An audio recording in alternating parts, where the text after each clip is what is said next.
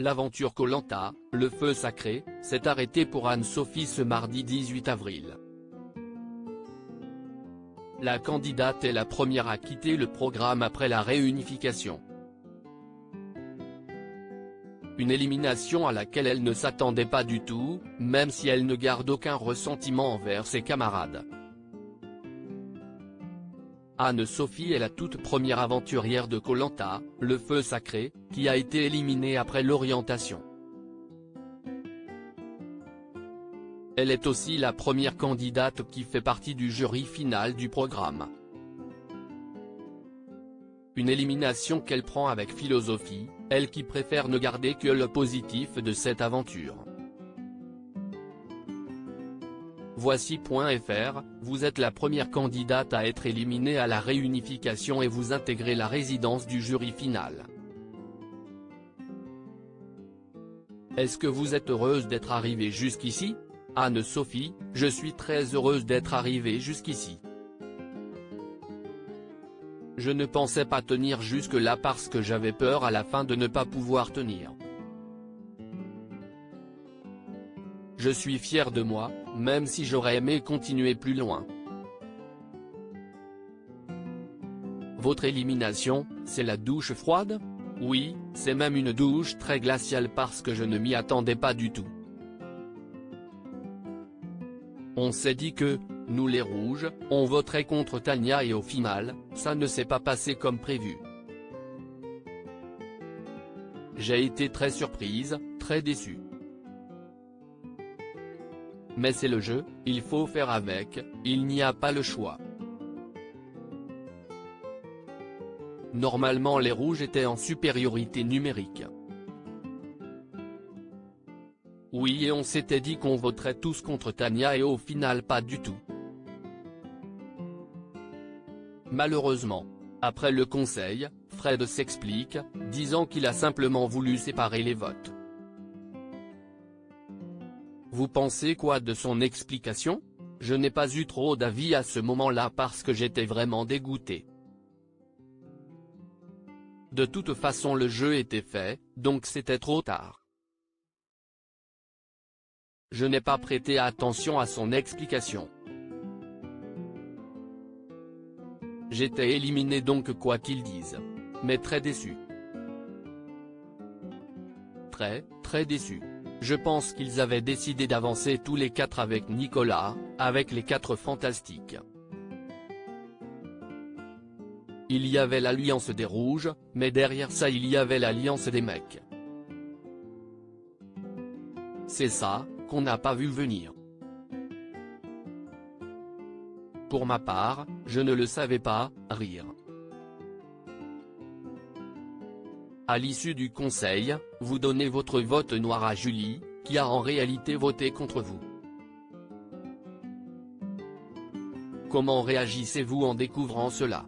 Est-ce que c'est une trahison ? Ce n'est pas grave. Je n'aurais pas changé d'avis car il n'y a pas une autre personne à qui je l'aurais donné. C'était une personne que j'appréciais donc quitte à choisir, c'était elle et personne d'autre. Je ne regrette pas, malgré son vote. Votre nom était sur la sellette pendant la discussion des ambassadeurs. Grace vous le dit d'ailleurs à son retour.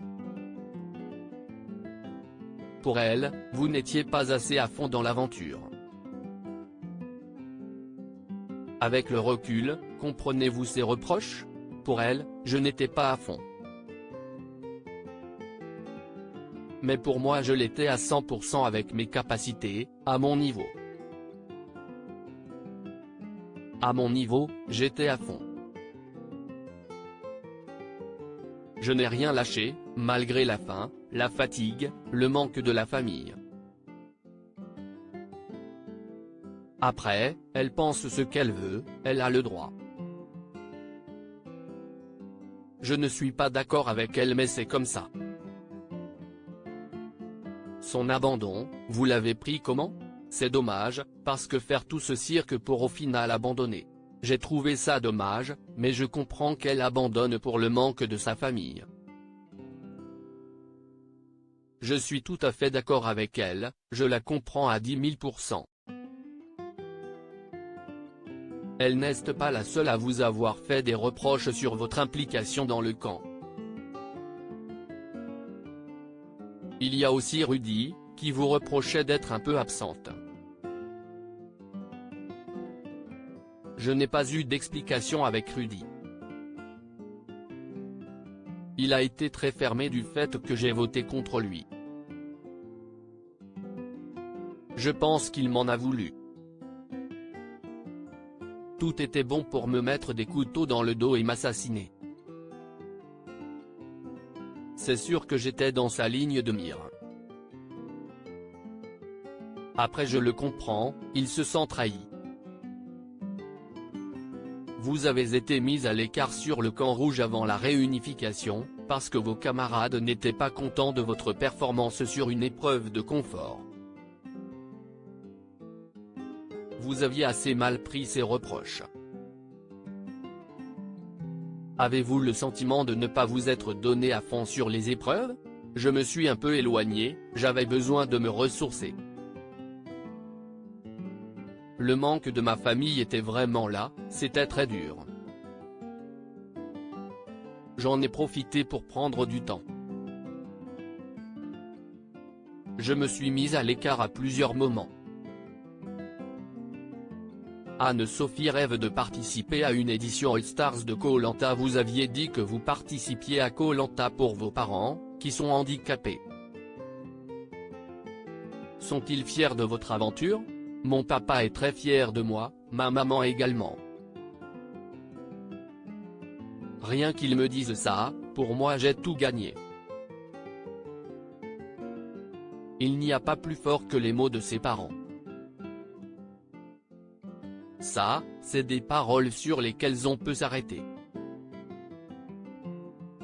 Mais les reproches des aventuriers, ça me passe au-dessus de la tête. Ils regardent l'épisode avec vous? Non, je les appelle le lendemain. Mon papa est dans son lit, il ne peut plus du tout marcher.